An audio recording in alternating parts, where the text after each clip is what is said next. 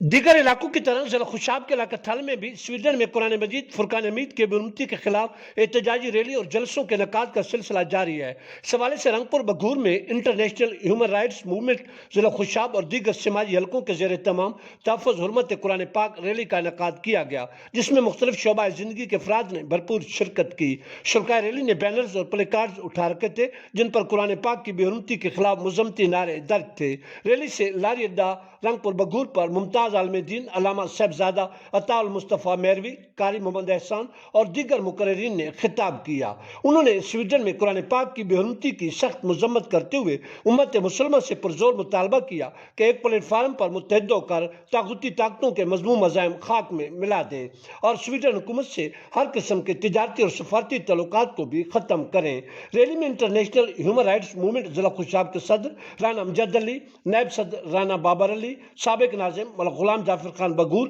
Social worker Rana معین اختر اور دیگر نمائندہ شخصیات نے بھی بھرپور شرکت کی۔